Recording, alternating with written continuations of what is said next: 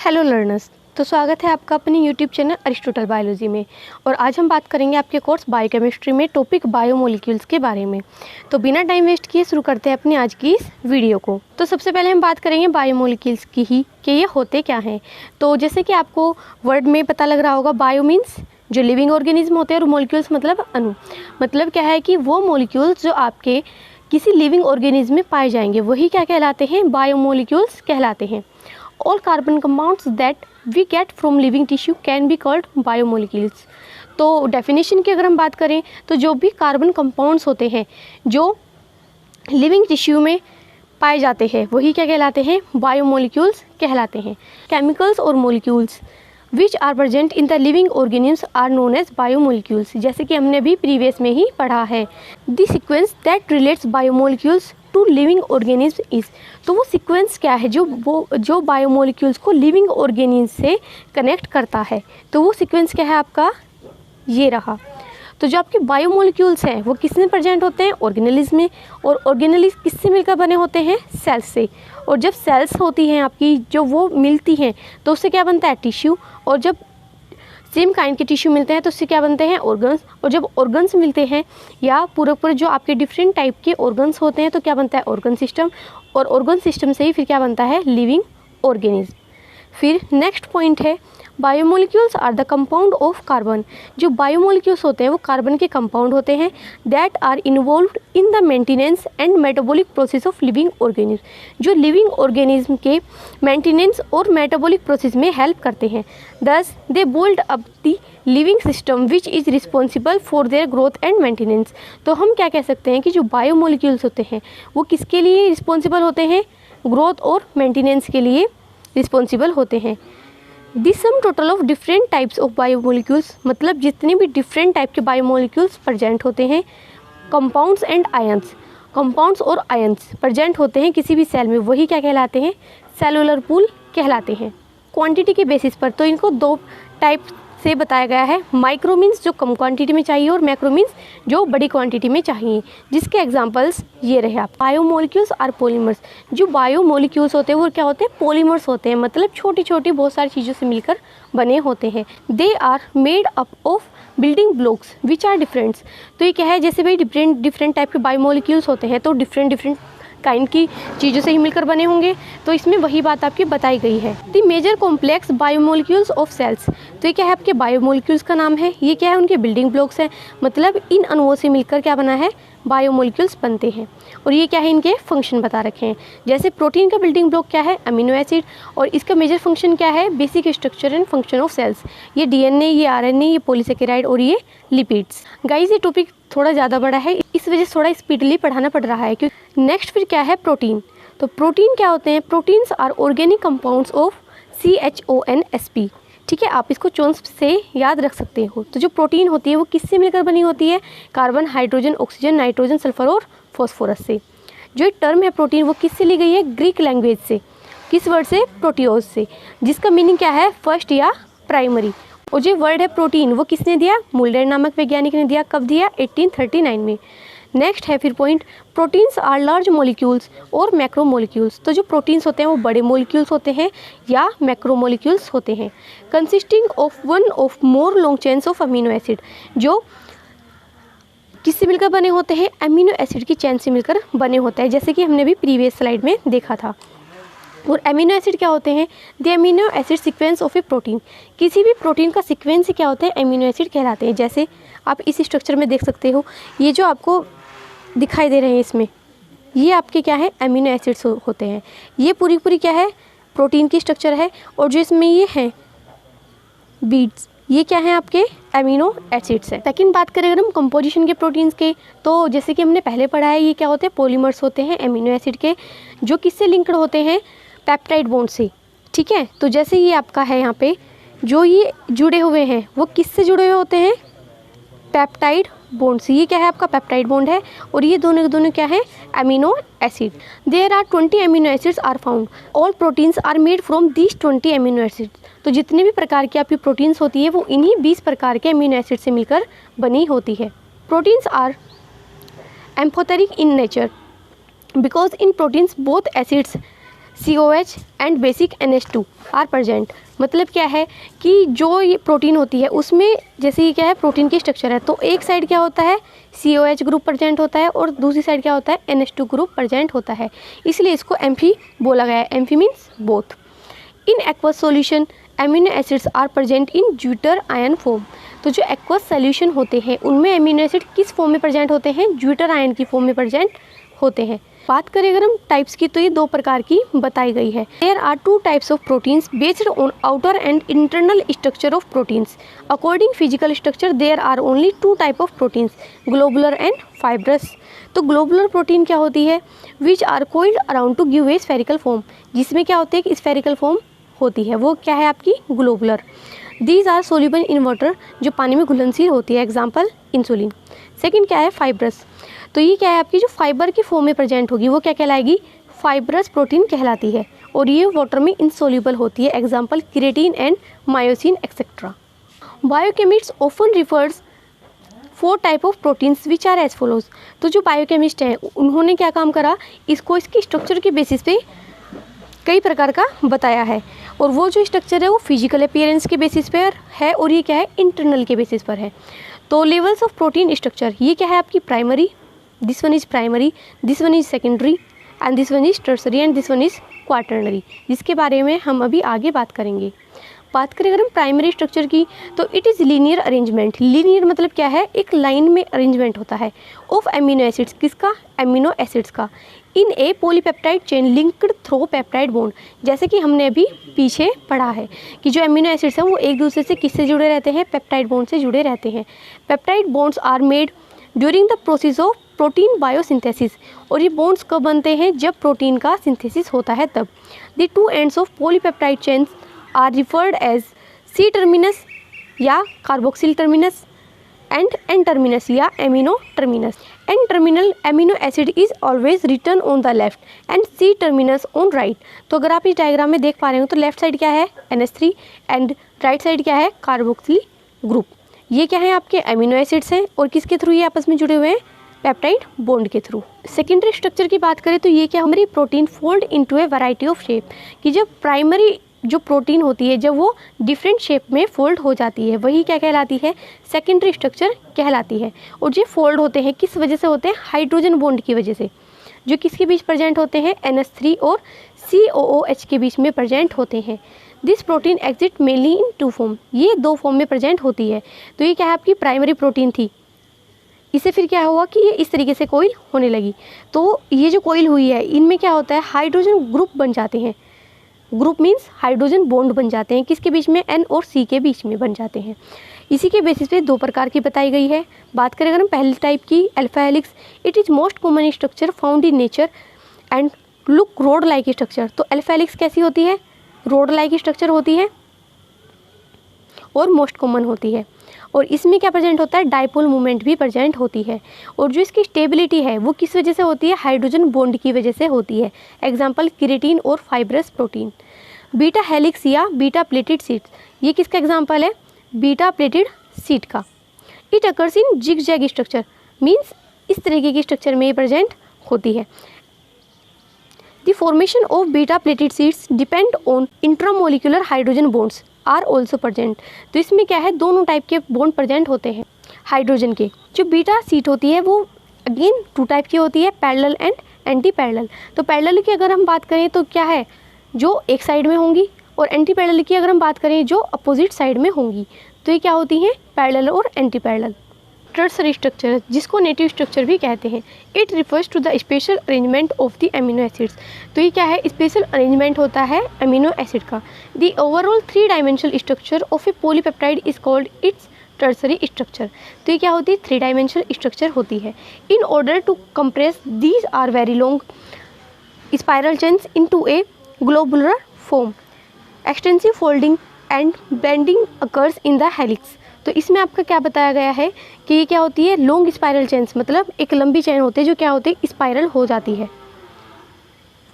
तो इसमें आपके क्या प्रेजेंट होते हैं, अल्फा हेलिक्स और बीटा हेलिक्स दोनों प्रेजेंट होते हैं, और ये दोनों मिलकर ही क्या बनाते हैं, टर्सरी स्ट्रक्चर बनाते हैं। These proteins are act like safety pins, और ये कैसे काम करते हैं, जैसे सेफ्टी पिंस काम करते हैं। ये लास्ट की हम बात करें प्रोटीन में तो वो क्या होती है, quaternary structure.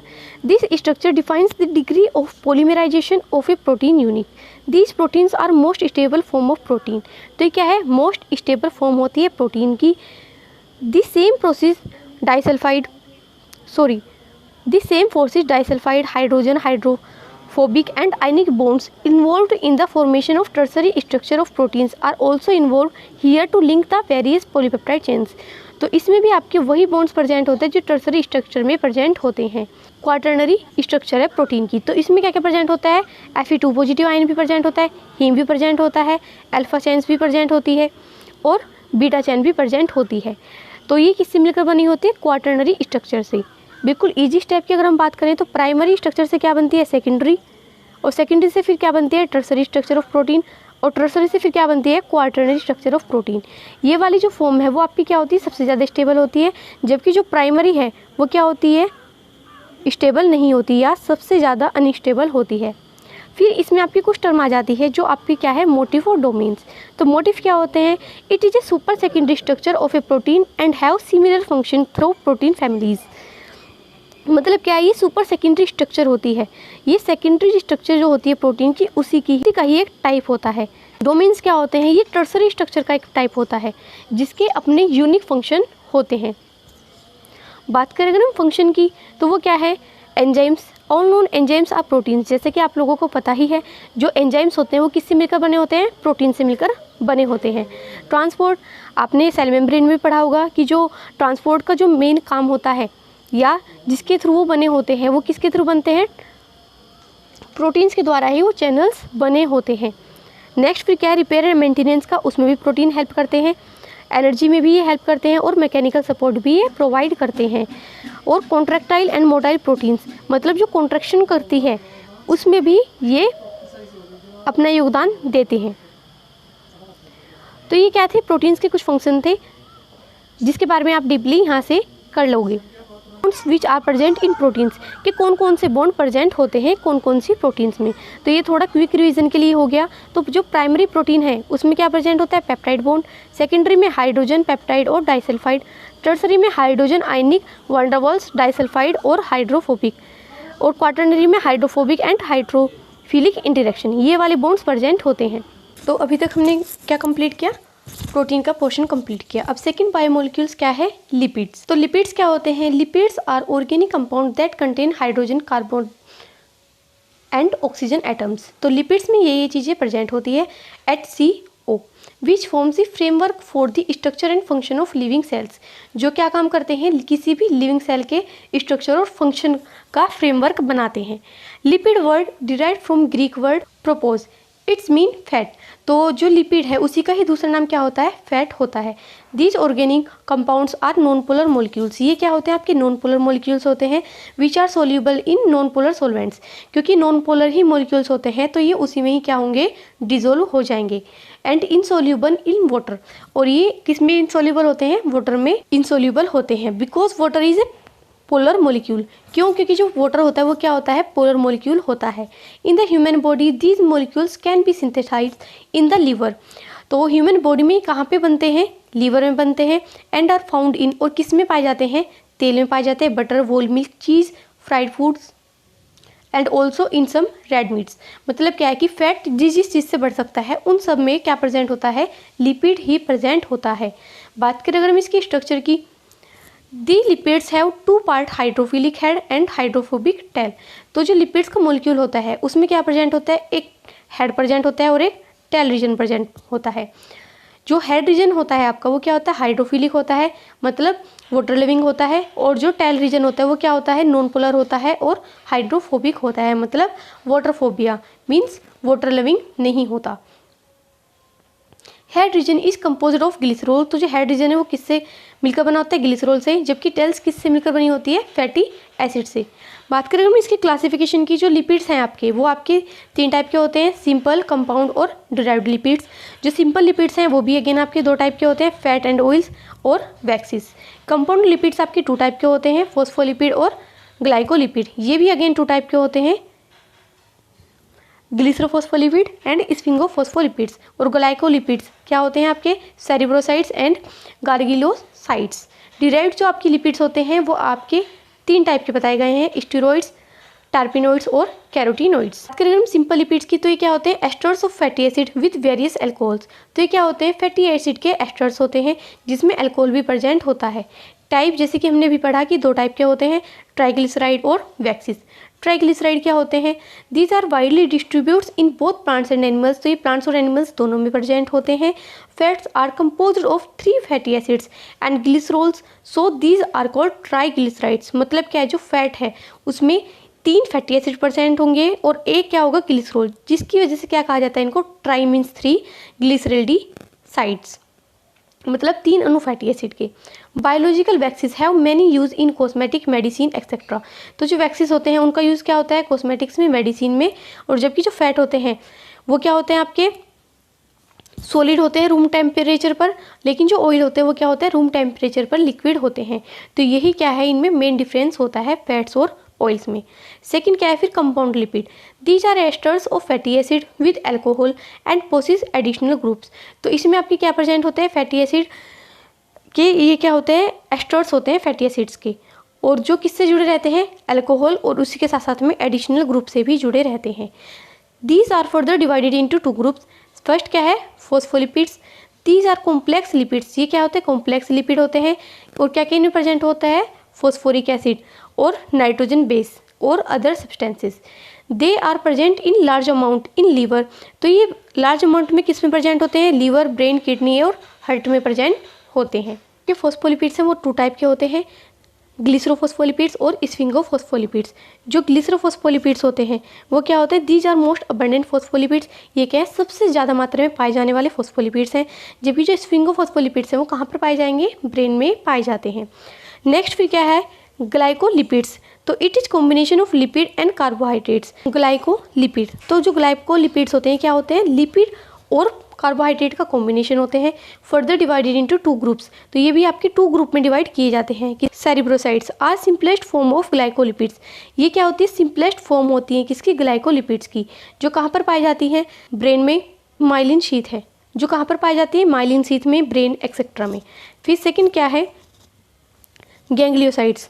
Gangliosides it contain 1 और more molecules of N acetyl neuraminic acid, जिसको शॉर्ट में क्या बोलते हैं? NaNA, जो कहाँ पर पाया जाता है? नर्व टिश्यू में पाया जाता है। फिर लास्ट वन क्या है? Derived lipids. तो ये क्या होते हैं? Hydrolysis product of simple and compound lipids is called derived lipids. तो ये क्या है? हाइड्रोलाइसिस के बाद बनते हैं। किसके? सिंपल और कंपाउंड लिपिड का अगर हम हाइड्रोलाइसिस करेंगे तो क्या बनेगा? डिराइव्ड लिपिड्स बनते हैं। बात करें इनके टाइप्स की तो ये 3 टाइप के बताए गए हैं। स्टीरॉइड्स, ये क्या होते हैं? These are often found in association with fat. ये किसके एसोसिएशन में पाए जाते हैं? फैट के। स्टीरॉइड्स में भी sex hormones, steroids sex hormones भी हो सकते हैं, vitamin D etcetera. These are a type of hormone. तो ये क्या है? हार्मोन का ही एक टाइप है। सेकंड क्या है? टर्पिनोइड्स, जो किस में पाए जाते हैं? इसेंशियल ऑयल, रबर और विटामिन में पाए जाते हैं। फिर थर्ड क्या है? Carotenoids. These are produce by plants and algae etcetera. तो ये आपके किससे बनते हैं? प्लांट और एल्गी से बनते हैं। These are essential for plant growth, और ये किसके लिए ज़रूरी है? प्लांट की ग्रोथ के लिए ज़रूरी होते हैं। बात करें हम फंक्शन की लिपिड के तो वो क्या होता है? Storage of energy, hormonal roles, protection का, और स्ट्रक्चरल कंपोनेंट्स के साथ साथ सोर्स ऑफ एनर्जी और रिसेप्टर्स। ये क्या है? आपके कुछ फंक्शन बताए गए हैं लिपिड्स के। तो ये क्या है? क्विक रिवीजन है लिपिड्स का। तो जो लिपिड्स होती है आपकी वो 3 टाइप की होती है, सिंपल, कंपाउंड और ड्राइव्ड। जो सिंपल है वो 2 टाइप की होती है, ट्राइग्लिसराइड और वैक्सीज। और ट्राइग्लिसराइड आपके 2 प्रकार की होती है, ग्लिसरॉल और फैटी एसिड। फिर जो आपका कंपाउंड है वो आपकी अगेन 2 टाइप की होती है, फॉस्फोलिपिड और ग्लाइकोलिपिड। ये रहे यहाँ पर एग्जाम्पल। ग्लाइकोलिपिड अगेन 2 टाइप की होती है, सेरिब्रोसाइड्स और गैंग्लियोसाइड्स। फिर लास्ट क्या है? डिराइव्ड, जो आपकी 3 टाइप की बताई गई हैं, स्टीरॉइड्स, स्टीरोल्स और कैरोटीनोइड्स। बात करें अगर हम फैटी एसिड की तो वो आपके 2 टाइप के होते हैं, सैचुरेटेड और अनसैचुरेटेड। अनसैचुरेटेड अगेन 2 टाइप के होते हैं, अनसैचुरेटेड फैटी एसिड और पॉली अनसैचुरेटेड फैटी एसिड्स। ये क्या है? इसके एग्जांपल्स बताए गए हैं। तो कार्बोहाइड्रेट्स क्या होते हैं? इन्हीं का ही दूसरा नाम क्या है? Sugars. A carbohydrate is a biomolecule consisting of carbon, hydrogen, oxygen atoms present in the ratio of 1:1। तो H किस अनुपात में प्रेजेंट होगा? 1, कार्बन 2 और ऑक्सीजन 1, तो 1:2:1 के अनुपात में HCO प्रेजेंट होते हैं। The chemical formula is CnH2O का होल n, तो ये क्या है, इसका केमिकल फॉर्मूला होता है।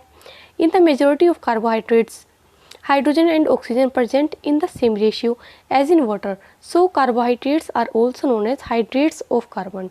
तो इन्हीं का ही दूसरा नाम क्या है, हाइड्रेट्स ऑफ कार्बन भी कार्बोहाइड्रेट्स को ही कहते हैं। The term is most common in biochemistry, जो ये टर्म है वो मोस्ट कॉमन है किसमें, बायोकेमिस्ट्री में।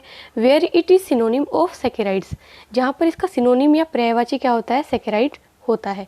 The building block of all carbohydrates are simple sugars called monosaccharide. तो जो भी आपके कार्बोहाइड्रेट्स हैं उनके बिल्डिंग ब्लॉक्स क्या क्या होते हैं, मोनोसैकेराइड्स होते हैं। अगेन वही है कि जो सिंपल कार्बोहाइड्रेट्स होते हैं वो सुगर्स भी कहलाते हैं और सैकेराइड भी कहलाते हैं। And the ending name of most sugar is ओज, मतलब क्या है कि जो लास्ट में जो प्रेजेंट होगा वर्ड वो क्या होगा, ओज।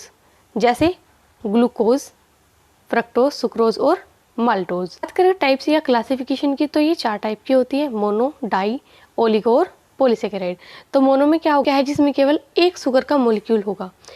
डाई मतलब जिसमें 2 होंगे, ओलिगो मतलब जिसमें कुछ होंगे, कुछ से मतलब 2 से लेकर 10 तक। पोली का मतलब क्या है, जिसमें 10 या 10 से ज़्यादा होंगे। तो ये क्या है, मोनोसैकेराइड्स के एग्जाम्पल है ग्लूकोज, फ्रक्टोज, गैलेक्टोज। ये डाइसैकेराइड के, ये ओलिगो और ये पॉलीसैकेराइड्स। बात करें मोनोसैकेराइड्स की, तो क्या है, most basic form of carbohydrate. ये कलरलेस होते हैं, मीन्स इनका कोई रंग नहीं होता। क्रिस्टलाइन सॉलिड होते हैं, मतलब क्या है, ठोस। Which are soluble in water, जो किस में घुलनशील होते हैं, पानी में घुलनशील होते हैं। और नॉन पोलर सोलवेंट में अघुलनशील होते हैं। ये इसका जनरल फॉर्मूला है CnH2n और ON। स्वीट इन टेस्ट, ये टेस्ट में मीठी होती है और पानी में घुलनशील होती है। एग्जाम्पल ग्लूकोज, फ्रक्टोज, एराइथ्रोलोज और राइबोलोज, ये इनकी स्ट्रक्चर हो गई। यहाँ पे डाइसैकेराइड, तो इसका नाम क्या है, डाई मीन्स क्या होता है, 2, तो इसीलिए इसका दूसरा नाम क्या हो जाता है, डबल शुगर भी इसी को ही कहा जाता है। Is the sugar form when 2 monosaccharides are join by glycosidic linkage, मतलब क्या है कि जब 2 मोनोसैकेराइड के अणु एक दूसरे जुड़ेंगे, किसके द्वारा, जब मोनोसैकेराइड के 2 अणु ग्लाइकोसिडिक लिंकेज के द्वारा आपस में जुड़ते हैं तो वही क्या कहलाता है, डाइसैकेराइड कहलाता है। जैसे यहाँ पर ग्लूकोज और fructose. Saccharides are those carbohydrates that on hydrolysis with acid or enzymes give 2 molecules of monosaccharides which can either be the same or different, मतलब क्या है, ये डाइसैकेराइड ऐसे कार्बोहाइड्रेट्स होते हैं जो एसिड या एंजाइम से हाइड्रोलाइसिस के बाद में क्या देते हैं, 2 मॉलिक्यूल देते हैं मोनोसैकेराइड को। क्रोज में क्या प्रेजेंट होता है, ग्लूकोज और फ्रक्टोज, और लैक्टोज में गैलेक्टोज और ग्लूकोज के 2 अणु मिलकर क्या बनाते हैं, डाइसैकेराइड। नेक्स्ट क्या आता है, ओलिगोसैकेराइड्स। तो ये ऐसे सैकेराइड्स होते हैं जिसमें 3 से लेकर 9 मॉलिक्यूल्स प्रेजेंट होते हैं, किसके, मोनोसैकेराइड्स के। और ये क्या है, इसका एग्जांपल, फिर मोनोसैकेराइड के हो गए इसलिए मैंने यहाँ पे क्रॉस लगाया है। पॉलीसैकेराइड, तो पॉली मतलब क्या है, बहुत सारे, जिसमें 9 से ज़्यादा प्रेजेंट होंगे। Polysaccharides are complex biomacromolecules that are made up chains of monosaccharides. तो ये भी क्या है, ये बहुत सारी मोनोसैकेराइड्स की यूनिट मिलेगी और क्या बनाएगी, पॉलीसैकेराइड्स बना देती हैं। They contain more than 9 sugar molecules, और ये 9 से ज़्यादा शुगर मोलिक्यूल्स को रखती हैं। एक दूसरे से कैसे जुड़ते हैं अणु, ग्लाइकोसिडिक बॉन्ड के द्वारा। Most of this acts as food storage, example starch. तो ये मोस्टली कैसे काम करते हैं, फूड स्टोरेज के तरीके से, जैसे स्टार्च में। ये क्या है, इसके एग्जाम्पल हो गए।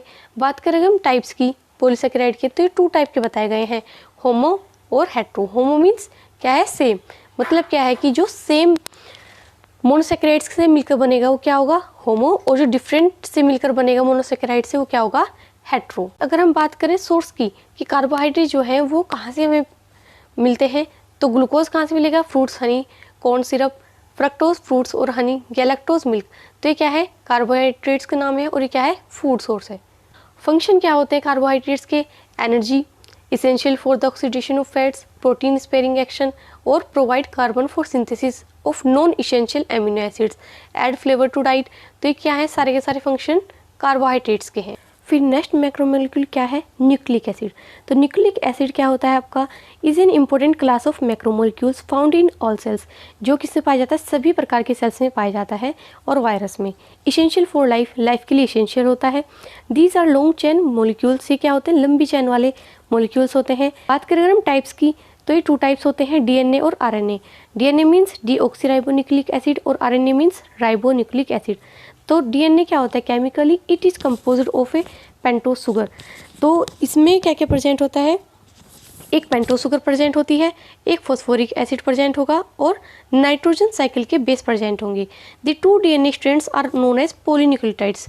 तो ये जो 2 स्ट्रैंड दिखाए गए हैं ये क्या कहलाते हैं, पॉलीन्यूक्लियोटाइड्स कहलाते हैं।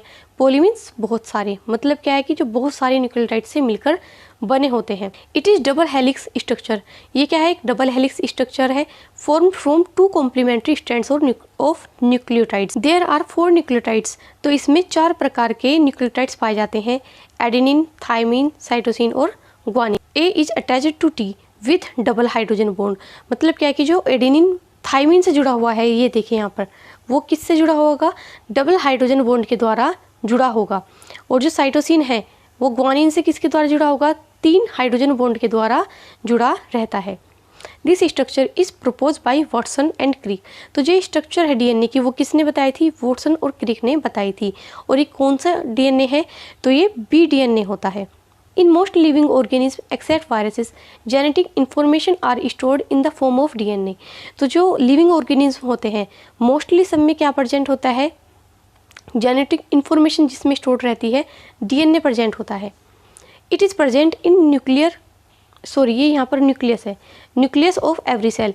तो ये किसमें पाया जाता है, सभी प्रकार की कोशिकाओं के न्यूक्लियस में डीएनए पाया जाता है। ये यहाँ पर क्या है, फंक्शन।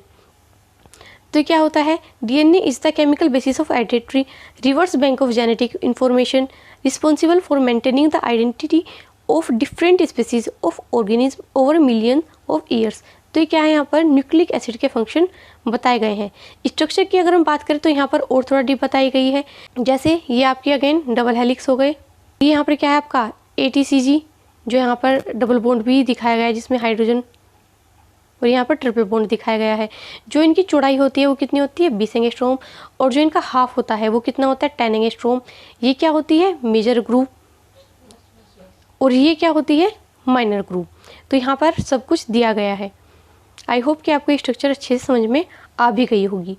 और ATCG, इनके बीच का जो स्पेस होता है वो कितना बताया गया है, 3.4 एंगस्ट्रॉम। मैं यहाँ से इरेज कर देती हूँ ताकि आपको क्लियरली विजिबल हो जाए। डीएनए 3 टाइप के होते हैं, BDNA, A फॉर्म DNA और ZDNA। ठीक है, हेलिकल सेंस, ये राइट हैंडेड होता है, ADNA भी राइट हैंडेड होता है, और Z फॉर्म क्या होता है, लेफ्ट हैंडेड होता है। मेजर ग्रुप किस में प्रेजेंट है, किस में एब्सेंट है। तीनों फॉर्म के बारे में बताया गया है और साथ में ही उनके डिफरेंसेस और स्ट्रक्चर भी बताई गई है। आरएनए या ribonucleic acid. Ribonucleic acid is an important biological macromolecules that is present in all biological cells. तो ये किस में प्रेजेंट होता है, सभी प्रकार के बायोलॉजिकल सेल्स में प्रेजेंट होता है। It is principally involve in the synthesis of proteins. तो इसका मेन फंक्शन क्या है, प्रोटीन के फॉर्मेशन में हेल्प करना। Carrying the messenger instructions from DNA. तो डीएनए बताता है या फिर डीएनए से इंस्ट्रक्शन लेकर ये बताते हैं कि कितने प्रोटीन को सिंथेसाइज करना है। बात करें अगर मैं स्ट्रक्चर की, तो क्या होता है, सिंगल हेलिकल होता है। जैसे ये क्या है, सिंगल हेलिकल स्ट्रक्चर है। RNA consist of ribo nucleotides attached bye phosphodiester bonds. तो इसमें क्या बताया गया है कि जो आरएनए की स्ट्रक्चर है उसमें क्या है, न्यूक्लियोटाइड्स अटैच रहते हैं, किसके द्वारा, फॉस्फोडाइएस्टर बॉन्ड के द्वारा। Forming strands of varying lengths, जो क्या करते हैं, अलग अलग लेंथ का क्या बनाते हैं, स्ट्रैंड बनाते हैं। The nitrogenous bases in RNA are adenine, guanine, cytosine and uracil.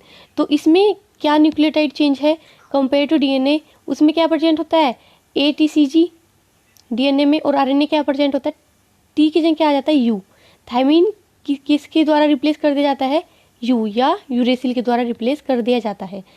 फिर अगेन क्या आता है, टाइप्स ऑफ आरएनए। तो ये भी 3 प्रकार के बताए गए हैं, RRNA, tRNA और mRNA। तो RR मतलब क्या है, राइबोसोमल, T मतलब क्या है, ट्रांसफर, और M मतलब क्या है, मैसेंजर। mRNA क्या है, पूरी सेल में कितना % पाया जाता है, 5% पाया जाता है। और इसमें कितने न्यूक्लियोटाइड्स प्रेजेंट होते हैं, 900 से लेकर 1200 तक इसमें न्यूक्लियोटाइड्स प्रेजेंट होते हैं। ये ट्रांसक्रिप्शन में हेल्प करता है, जबकि आरएनए क्या होता है, केवल 80% होता है। तो सबसे ज़्यादा पाया जाने वाला कौन सा होता है, आरएनए, RRNA।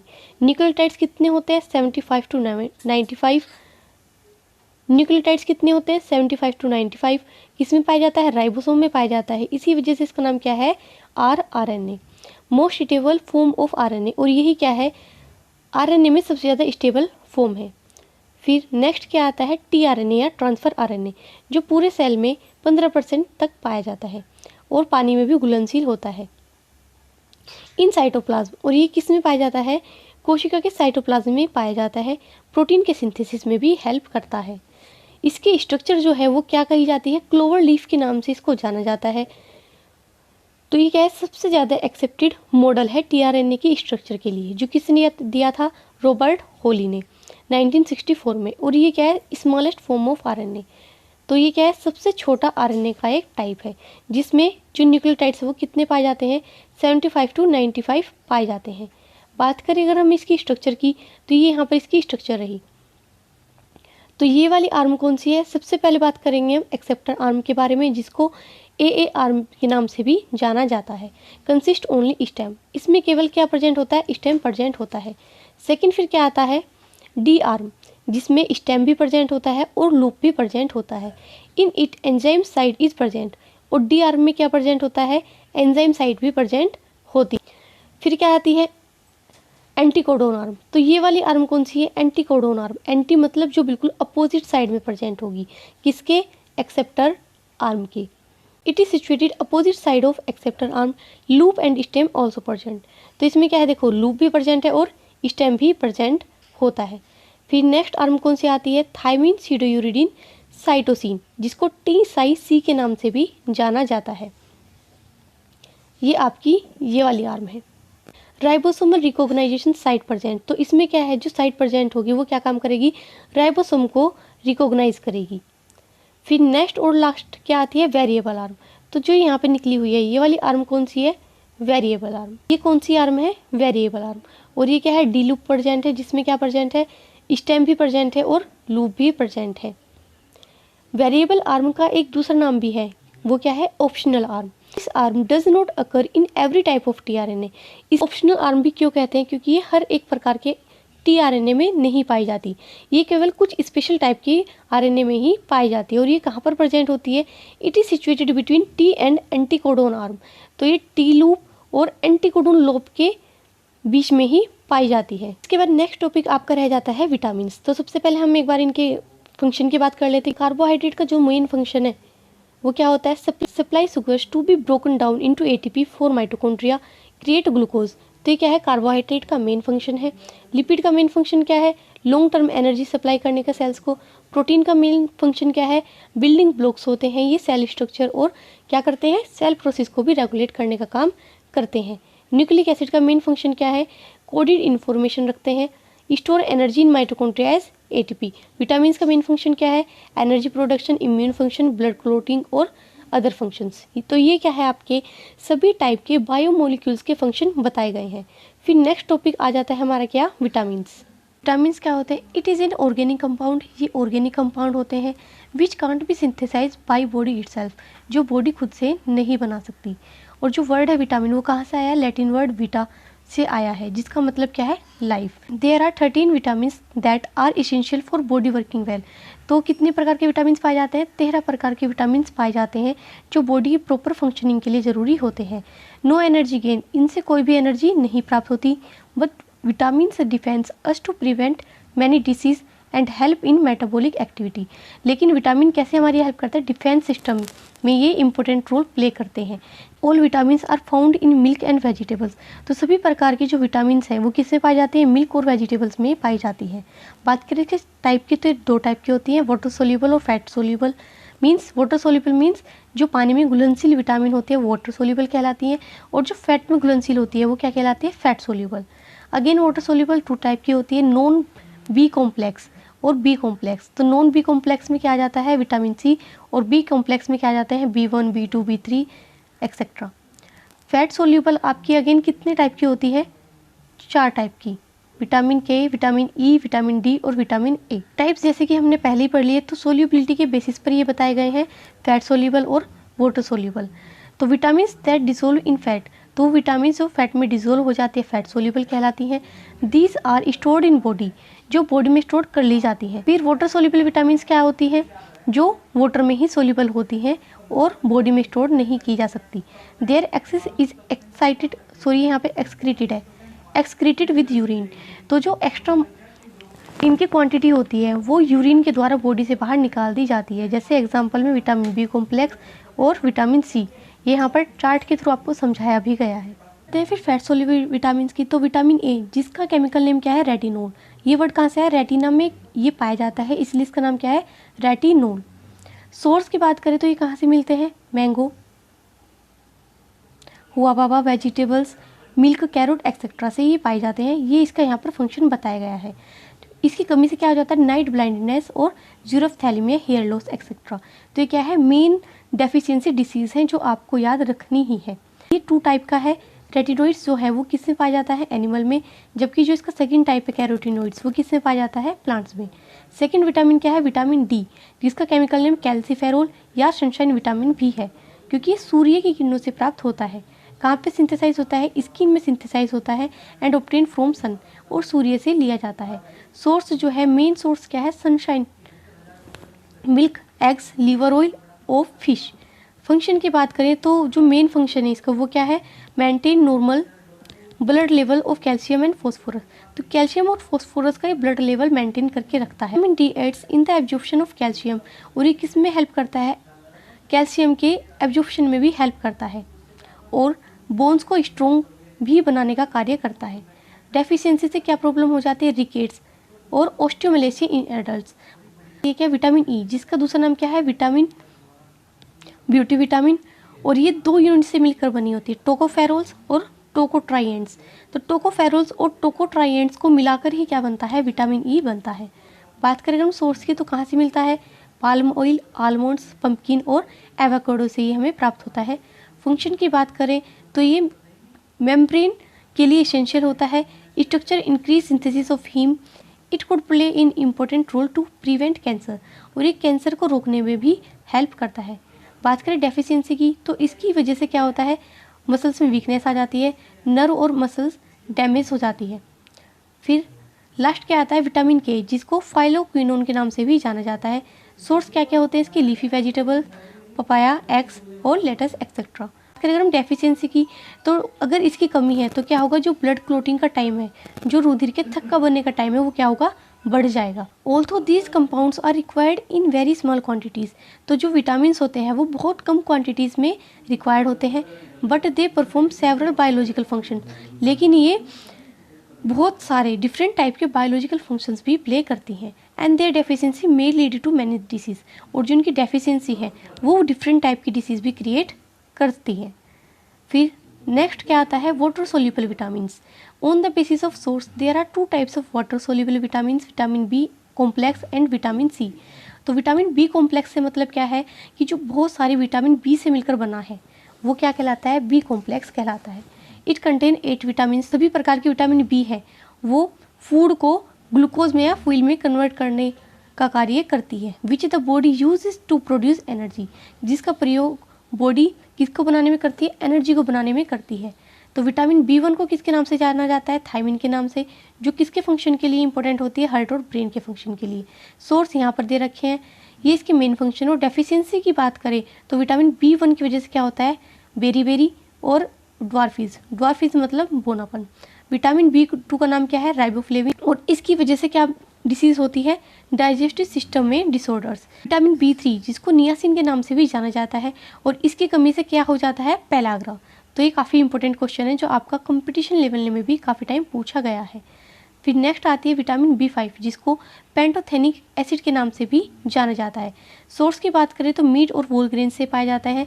फंक्शन की बात करें तो ये यहाँ पर दे रखे हैं। और डेफिशिएंसी से क्या प्रॉब्लम हो जाती है, can decrease the metabolism of proteins, fat and carbohydrates. तो ये किस चीज़ का मेटाबॉलिक रेट कम कर देता है, प्रोटीन, फैट और कार्बोहाइड्रेट्स का मेटाबॉलिक रेट कम हो जाता है।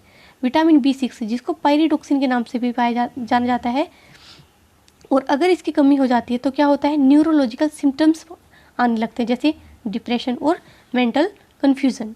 विटामिन B7 जिसको बायोटीन और विटामिन H के नाम से भी जाना जाता है, और इसकी कमी से क्या हो जाता है, loss of hair, dry bristle nails, इसके लिए red rash around the eyes, nose and mouth etcetera. Vitamin B9 जिसको फोलिक एसिड के नाम से जाना जाता है, की कमी से लीड टू डायरिया, तो इसकी वजह से क्या होता है, डायरिया, डिप्रेशन, ग्लोसिटिस और कन्फ्यूजन एक्सेट्रा डिफरेंट टाइप की प्रॉब्लम्स होने लगती है। विटामिन B12 जिसको साइनोकोबालामीन भी के नाम से भी जाना जाता है और कोबालामीन के नाम से जाना जाता है। कोबालामीन्स कोबाल्ट इसमें प्रेजेंट होता है, तो इसकी कमी से क्या हो जाता है, वीकनेस आती है, टायर्डनेस रहती है और लाइट हेड एक्नेस, मतलब क्या कि हल्का सरदर्द भी रहता है और मेंटल डिसऑर्डर्स भी रहते हैं। विटामिन C जिसको एस्कॉर्बिक एसिड के नाम से जाना जाता है, और जिसकी कमी से क्या हो जाता है, विटामिन C की कमी से क्या होता है, स्कर्वी नामक रोग हो जाता है। बात करें अगर हम फंक्शन की, तो टू मेंटेन हेल्थ को मेंटेन करने का कार्य करती है। Prevent deficiency diseases, different type की डेफिशिएंसी जो होती है उनको कम करती है।